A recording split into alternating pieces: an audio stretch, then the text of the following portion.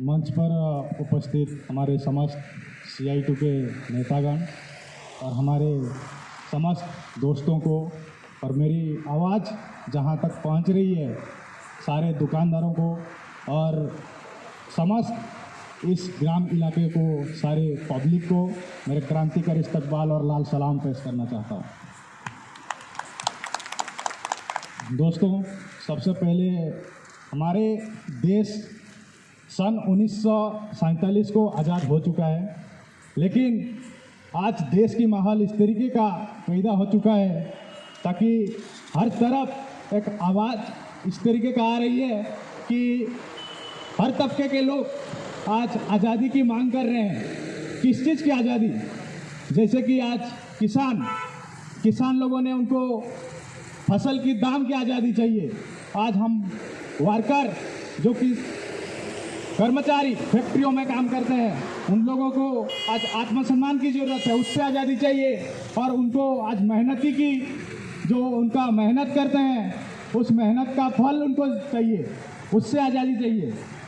और अभी जो दिल्ली में हमारे किसान यूनियन का रैली चल रहा है, प्रोटेस्ट चल रहा है, उनका जो काला कानून मोदी गवर्नमेंट ने लेके आई और उनका जो फसल की दाम सही तरीके के नहीं मिलेगा आने वाला काल के लिए, तो आज अगर हमारे जो अनाज उगाने वाला किसान, अगर उसको फसल की दाम नहीं मिलेगी तो तमाम देशवासियों को, तमाम हमारे पब्लिक को तकलीफ होने वाला है आने वाला काल के लिए।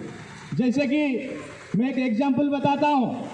आज अगर हम किसी भी मार्केट में जाएंगे, किसी भी वस्तु अगर खरीदेंगे, तो उसका रेट जो बेचने वाला तैयार करता है, और किसान की हालत आज ऐसी हो गई है, उसका खुद का अनाज आज अगर बेचेगा, जो खरीदने वाला उसका तैयार करता है। इस प्रकार की हालत पैदा हो गई। मिनिमम प्राइस मांग रहा है किसान, लेकिन उसको आज देने के लिए गवर्नमेंट ने इनकार कर दिया है। हमारे चुना हुआ है गवर्नमेंट ने, हम उसको चुनते, हम उसको वोट डालते, लेकिन हमारे खिलाफ ही इस तरीके का बिल लेकर के हमको तकलीफ करता है।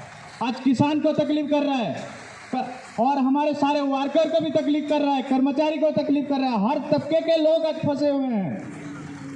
हर किसी को आज़ादी की ज़रूरत है, चाहे ऑफिस में काम करते हो, या कोई झाड़ू लगाता हो, या कोई भी किसी कहीं पर भी काम करता है, सबको आज उसको मिनिमम प्राइस नहीं मिल रही है। जैसे कि हम हमारे कंपनी टाटा एडवांस सिस्टम में हम भी काम करते हैं, लेकिन आज हम लोगों को वहीं से भी आज़ादी की ज़रूरत पड़ रही है। जैसे कि आज के दिन में आज हमारे 6 लोगों को, 6 ऑफिस बैरियर समेत सारे यूनियन के एक्टिव मेंबर 6 लोगों को आज सस्पेंशन कर दिया है। हमको उस कंपनी में हमको आज शिफ्ट की अलाउंस नहीं मिलती है। कौन सा भी शिफ्ट में बुलाते, लेकिन हमको कुछ पैसा नहीं मिलता है उसके लिए। ओवर टाइम एक्स्ट्रा काम करा लेते हैं, पर लेकिन हमको एक्स्ट्रा वेजेस नहीं मिलता है, एक्स्ट्रा सैलरी नहीं मिलता है। 8 घंटा से ज़्यादा हम काम करते हैं।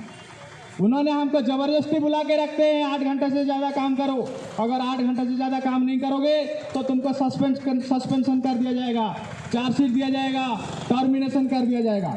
इस तरीके का धमकी दे करके हमको ज़बरदस्ती इस फैक्ट्रियों में काम कराते हैं। तमाम प्रकार का हरासमेंट होती है हम लोगों को ऊपर।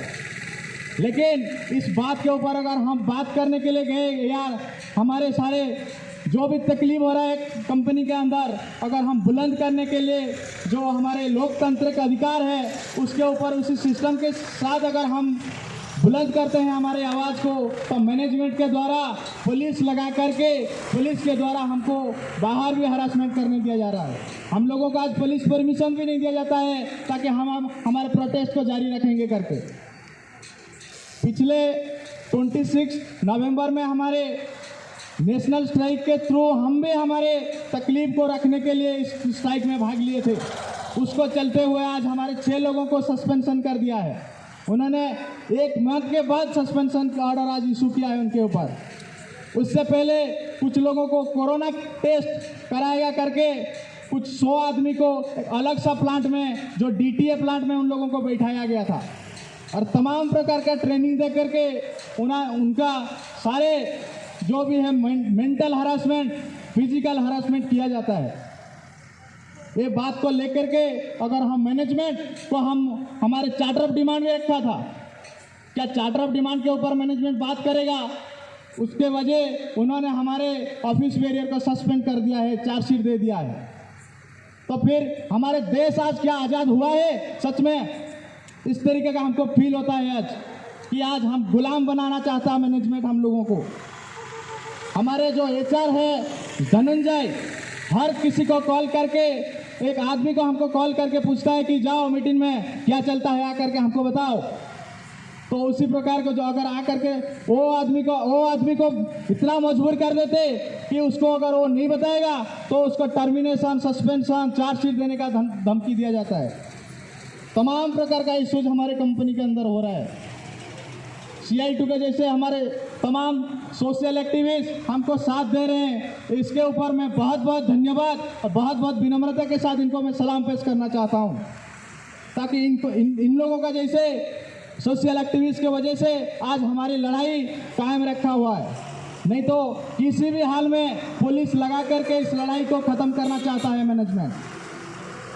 कॉरपोरेट की यही उन लोगों का अभी मसला है। दोस्तों, हम लोगों का इस प्रकार की जो सिचुएशन पैदा हुआ है, इसके लिए हम लोगों को एकजुट होना पड़ता है और तमाम इन सारे ग्रामवासियों को, इस लोकल लोगों को, लोकल जो भी हैं सोशल एक्टिविस्ट लोगों को मैं विनम्रता के साथ निवेदन करना चाहता हूं कि इस लड़ाई में हमको साथ दे करके हमारे इस लड़ाई को किसी भी हाल पर रतन टाटा साहब के पास भी पहुंचाइए और हमको न्याय दिलाइए। हम भी इसके लिए लड़ाई लड़ रहे हैं। न्याय की लड़ाई है, आज़ादी की लड़ाई है। आज चल रहा है देशव्यापी आंदोलन चल रहा है किसान के लिए। किसान लोगों का जैसे कि उनका मिनिमम प्राइस नहीं मिल रहा है, उनको जो भी मिल रहा था MSP उसको हटा करके दूसरा काला कानून लेकर के आया है। एक काला कानून अगर पास हो जाएगा तो हमेशा हमेशा के लिए हमारे देश गुलाम हो जाएगा। इसीलिए गुलाम होगा ताकि जब वो आज जो मंडी में बेच रहा है उसका अनाज कल के दिन में प्राइवेट में बेचेगा, अदानी, अंबानी इन लोगों के पास जाकर के बेचेगा। उन्होंने उनका मनमर्जी से उनका रेट तैयार करेंगे। उसके बाद किसान क्या करेगा? उसका फसल का दाम भी नहीं उठा पाएगा। मजबूर होकर के उन्होंने फैक्ट्रियों में काम करके आ जाएंगे। और तमाम आप लोगों को पता है, हमारे एम्प्लॉय लोगों को भी पता है, हम भी किसान परिवार से आए हैं। फैक्ट्रियों में किस तरीके का हालत पैदा हुआ है। हम तो टाटा कंपनी में काम करते, सबसे बहुत बड़ा इंडस्ट्री है, बहुत बड़ा इंडस्ट्री में हम काम करते हैं जो कि एरोस्पेस इंडस्ट्री है। बड़ा एस्टेब्लिशमेंट है जो कि टाटा कंपनी है। आज यहाँ पे गुलाम की व्यवस्था खड़ा कर दिया है मैनेजमेंट के द्वारा।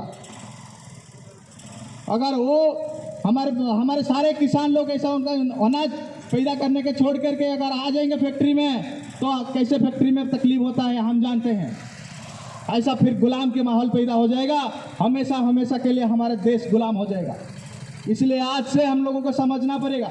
अगर हम नहीं समझेंगे तो कभी नहीं समझेंगे। आज समझने का वक्त आया है। सारे पब्लिकों के भी मैं आह्वान करता हूं, एकजुट हो जाइए, एकता बनाइए और हमारे तमाम जो भी तकलीफ होता है उस तकलीफ का ऊपर आप लोग लड़ाई लड़िए। इसीलिए अंबेडकर साहब ने एक बात कही थी उस टाइम, शिक्षित होइए, संगठित होइए, संघर्ष कीजिए। अगर शिक्षित नहीं होंगे, हमारे सराउंडिंग में क्या चल रहा है पता नहीं चलेगा। जब शिक्षित हो जाएंगे तब हम तमाम प्रॉब्लम को लेकर के हम लोगों को एकजुट करेंगे और एकजुट करने के चलते उसके जो बेईमान करते हैं उस बेईमान के ऊपर हम संघर्ष करेंगे। यही तो हमारा सामाजिक प्रक्रिया है। उसी हिसाब से हमारे तमाम लड़ाई को लड़ते हैं हम। इसी जो अंबेडकर ने दिया हुआ ये जो वचन, इस वचन के चलते हम भी हमारा लड़ाई लड़ते हैं। लेकिन हमारा मैनेजमेंट आज हम लोगों को बोलता है कि नहीं, तुमको एकता बनाए नहीं रखेंगे, हम तुम लोगों को हम यूनियन करवा नहीं देंगे। ये पब्लिक यूटिलिटी एरिया है, ये पब्लिक यूटिलिटी कंपनी है, हम इसमें तुम लोगों को यूनियन करने नहीं देंगे क्योंकि हम डिफेंस का प्रोजेक्ट बनाते हैं। हमको हमारे जो भी है डिफेंस प्रोजेक्ट हम करते हैं। डिफेंस प्रोजेक्ट करने के चलते तुम यहाँ पे यूनियन नहीं लगा सकते हो। क्यों यूनियन नहीं लगा सकते? क्योंकि हमारे देश का जो संविधान है वो संविधान हमको देता है, इजाजत देता है पर कहीं पर भी जाओ तुम संगठित बना सकते हैं। हमारे ये देश सबसे पहला अक्षर में जो लिखा जाता है संविधान में, हम भारत के लोग, भारत को संपूर्ण प्रभुत्व संपन्न समाजवादी लोकतंत्रात्मक गणराज्य बनाने के लिए इस तरीके का उसमें अच्छी अच्छी एकता अखंडता का बात लिखी गई है। लेकिन आज होते कौन है ये लोग? हमारे धनंजय आचार आकर के बोलता है कि तुम यूनियन यहाँ पे नहीं बना सकते हो। लगाओ तुम कितना भी जोर, कितना भी दाम लगाओ, लेकिन यूनियन तुमको हम किसी भी हाल में बनने नहीं देंगे। इनका बाप का संविधान है क्या? संविधान सबके लिए बराबर अधिकार देता है। ये संविधान हमारा है, हमारा ही रहेगा, लेकिन ये जनता के लिए अच्छा होना चाहिए। ये संविधान इस तरीके, संविधान का खूबसूरती ही ऐसा ही है क्योंकि हम संविधान मानने वाला आदमी है। अगर संविधान जो गैर संविधान की बात करेगा तो हमको अच्छी तरह से आता है संविधान समझाने के लिए भी। इसीलिए हम संविधान के हिसाब से, हम हमारे लोकतंत्रात्मक पद्धति के हिसाब से आज हमारे इस लड़ाई लड़ रहे हैं। हमारे लेबर कमिश्नर भी हम लोगों को आज सपोर्ट नहीं कर रहा है, वो मैनेजमेंट को सपोर्ट कर रहा है। लेकिन लेबर कमिश्नर हम कहते हैं वो मैनेजमेंट कमिश्नर होना चाहिए।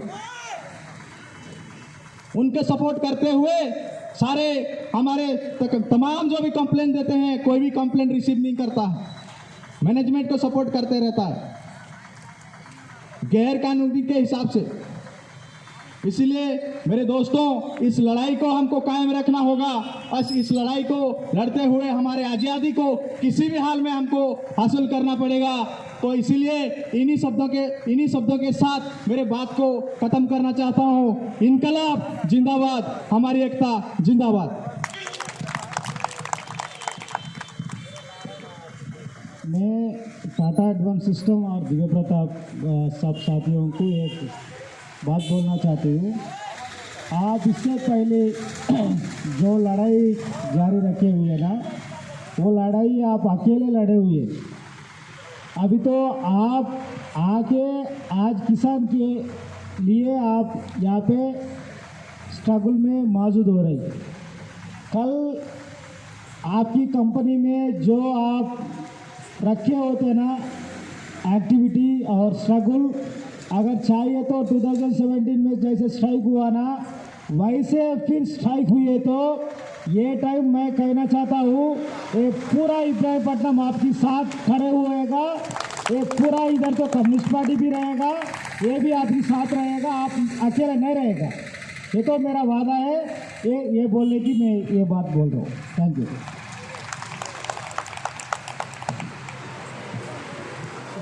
కామ్రేడ్స్, ఖచ్చితంగా కార్మిక వర్గం అంతా కూడా రైతులకి మద్దతుగా నిలబడతామని చెప్పేసి చెప్పినటువంటి మన దివ్య ప్రతాప్ గారికి ధన్యవాదాలు తెలియజేస్తూ ఇప్పుడు